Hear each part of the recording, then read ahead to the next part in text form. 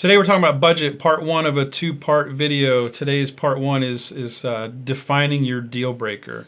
And if you are embarking on a project, of course you're going to develop a budget, you're going to be spending some money on that. What people won't tell you, what most people won't tell you, is that it's very possible for you to spend a lot of money and get it wrong. And we hear from clients all the time that have spent money on AV, and in the end, it's not what they expected, and it doesn't do what they needed it to do. And so, if you think of your project, it probably has a focus.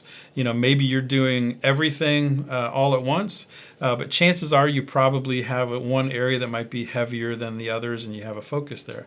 And so, it might be audio. You know, maybe you've got a speaker system that's really old, and you know it's hurting your message, and you're going to get a new speaker system. Or maybe you're doing new projectors or LED walls, or your broadcast camera system is being upgraded to HD, or maybe you don't have any cameras and you're just getting started out and you want to be able to stream your services to your website or to Facebook or something like that. But you probably have a focus of your project.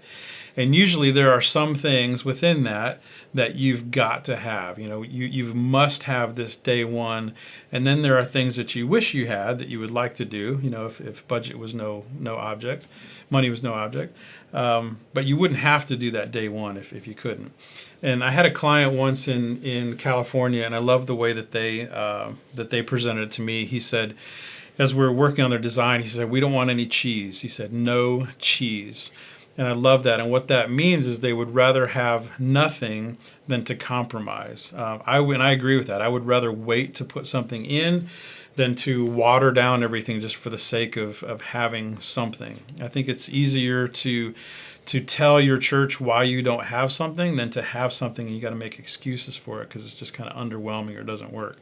So my advice to you, you need to define your deal breaker, define your non-negotiable, and then create a master plan for anything that's outside of that, and then do those things later.